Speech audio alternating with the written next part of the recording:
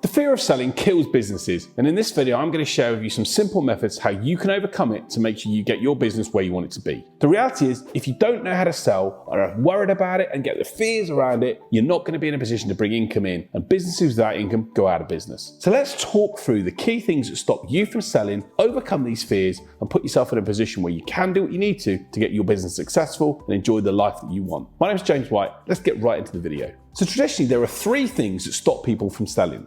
And the fears that people have that absolutely get in the way of them making the progress that they'd like to. So let's jump in and talk a little bit about these fears and what you can do to overcome them. The reality is, what are the fears and what makes them so difficult for us as human beings generally to overcome, but certainly as business owners to deal with? I think there are 4 R's that I talk about as the 4 fears of selling. And I want to talk about each one individually. The first one is a fear of rejection. Most of us know when we're youngsters, we worry about being rejected. Whether it's in, our mums and dads aren't picking us up out the cradle, or maybe we're in school and we don't get picked for a team, or maybe we're in a position where we're going out on a date and someone doesn't want to pick us for that big dance. The reality is, we're growing up, we worry about the fear of rejection itself and how it makes us feel. But the reality is, we've got to think about ways to overcome that. And here are 2 simple ways I think you can overcome it. The first is to remember that it's not personal.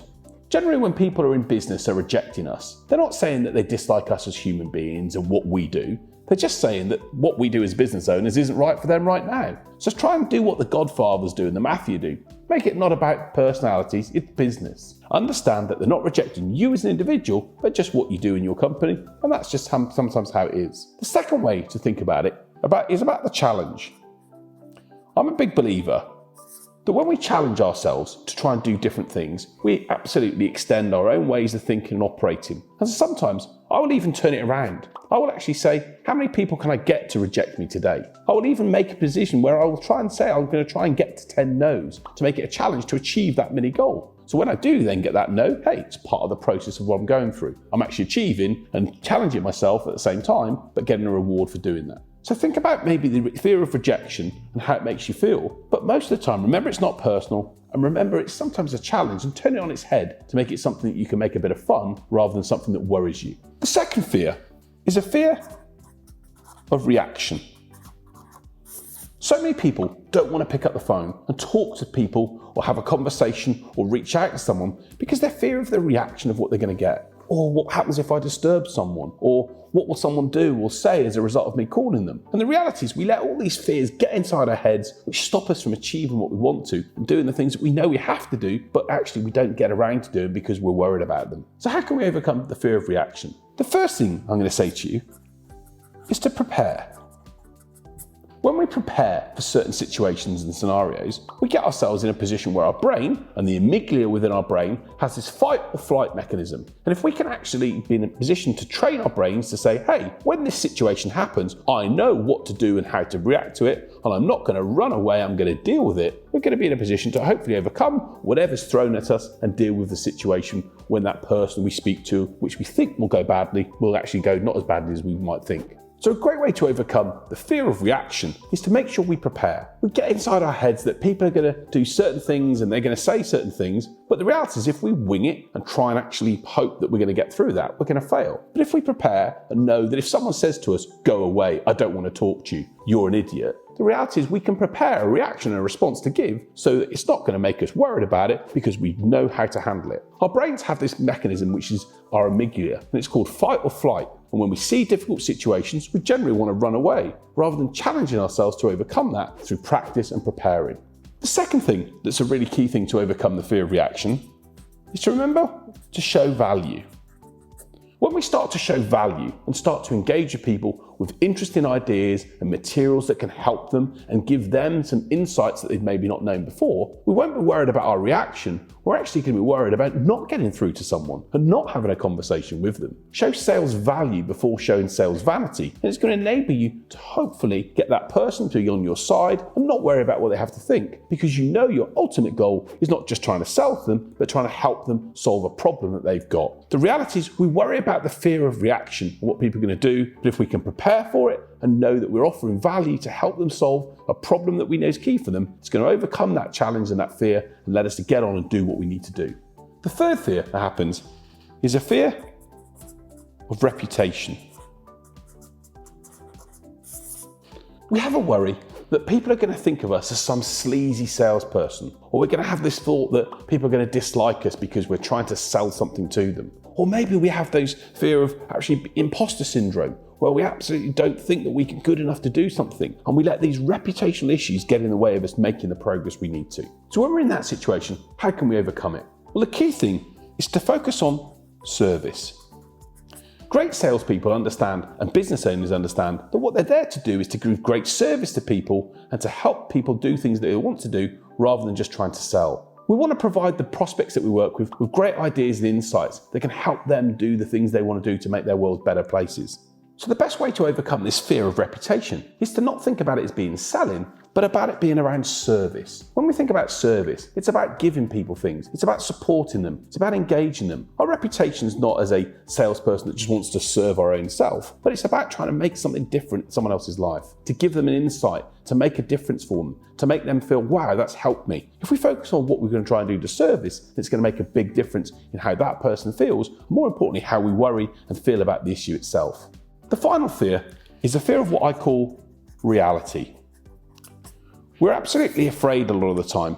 If we do something, the reality is going to be worse than we think. We over-catastrophize. We tell ourselves that something terrible is going to happen. And in the reality of grand scheme of things, so this fear of reality is something that stops us from actually doing what we want to do.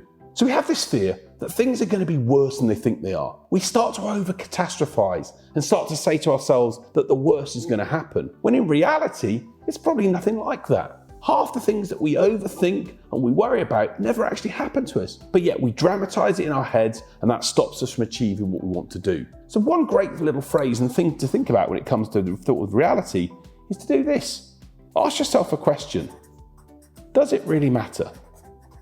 In the grand scheme of things, does the reality of what you're doing really matter? Is it going to be something that's so important to someone else that they're going to come and want to knock on your door and tell you you're an idiot, or if you're trying to reach out to them in a sales situation, they're going to never want to speak to you again? No, it's not that case. It's not that big. The reality is it doesn't really matter that much. And I bet you the person you're trying to speak to or engage with is probably even going to forget that you phoned or emailed them a couple of days later. As human beings, we often overthink what others think to us, and half the time they've forgotten about us before we've even started doing the next thing. So don't overthink it. Don't start putting realities or false realities in place that aren't really there. So if you have still got these fears, I'm going to show you one simple little technique you can use to make sure that you absolutely don't worry about these elements, and you can get on and making the sales calls and actions that you need to ensure you bring cash into the business. I call it what I call the circle diagram. And here's a simple way to look at it. I ask people that I work with to draw 4 circles on a page. What I try and do is get them to think about circles being circle 1, circle 2, circle 3, and circle 4. And what I do is I ask them to think about this. In the event of something major happening in your life, a huge crisis, a major incident, something absolutely catastrophic, there are generally people we know in our life that I call layer 1 people. These are people we're going to call first. These are people that really matter to us in our lives. Maybe friends, or our partner, or maybe someone that's a relative. These are people that are critical to our world. And these are the people we really want to care about their views because they're important to us and they're essential in our lives. We do care about these people's feelings. But in the event of something happening, they're going to be the first person that you call. We then have what I call group number 2, who are then the second group of people. Maybe some other friends, maybe some other associates, maybe people that we've met, who, if something bad happened, we would then tell afterwards. Maybe a medical issue's taken place, and we'd have spoken to our core layer 1 people first, but then we might have then mentioned it to these people afterwards. These 2 layers are the most important people in your life. They're the people who you will call at your time of need. So the question I will ask you and get you to think about is, if you write down who those people are, so in this case here, it might be for me, my wife Suzanne, or my friend Dave, or my friend Stuart. If I'm actually going to write these people down, and then I might write down other people in here, other friends that I've got, the question is, I'm then going to look at people in layer 3 and layer 4 who you're going to speak to, who you're not even going to bother to call in the event of an emergency. These are people that you just know, they're colleagues maybe. These are even people that you even know but don't talk to. The reality is, these people you're not going to contact in the event of an emergency, and yet why'd you worry about offending them or their reputation or their view of things when in reality they're not critical to your life? So try and act out this exercise. Write down who's in your layer 1 and layer 2. Who are the people that you're going to call in the event of a major incident happening in your life? And then if they're not in layer 1 or 2, the reality of my question is, are you really going to worry too much about what these people have to say? Are you really going to stop yourself and your business from moving forward because you don't want to offend these people, or you don't want to hear what they think to you, or worry about what they care about you? And in reality, the prospects you're talking to are probably layer 8, 7, 8, and 9. They're so far away that these people don't even know who you are. But yet we worry ourselves that they're going to have a reputation or thought around who we are, and it stops us from doing the work we need to. So complete what I call the onion diagram. It's a great way to understand who's really important in your life. Who are you going to call in the event of a problem, and who are the people that matter to you and whose views matter? And if the people aren't in layer 1 and layer 2 of your onion, then the reality is, are they going to be the people you're going to call in time of need? No. So don't worry about their reaction or their thoughts or their views on you. They don't matter in the grand scheme of things. Focus on what you need to do to be successful and get your business in the right place. And you're not going to worry about those people who in reality are just peripheral people in your world. Okay, so there's my simple method to overcome the fear of selling.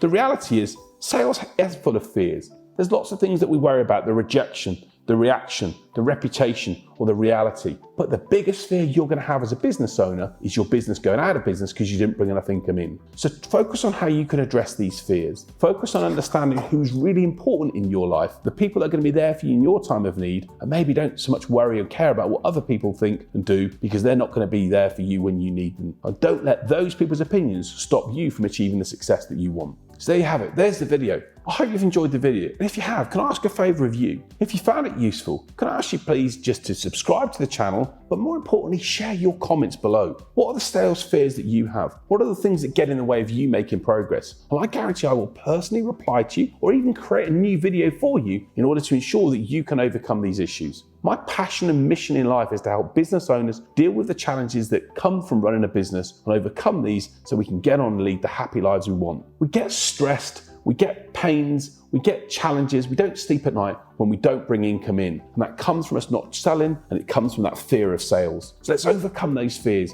Let's work to make sure we deal with the issues, know who's important in our life, don't worry about the things that aren't that big and don't matter in those respects, and focus on dealing with these 4 fears so we can achieve the success we want. Thanks so much for giving me your time and watching the video. I hope it's given you some insights, and I look forward to sharing other videos with you really soon. Take care.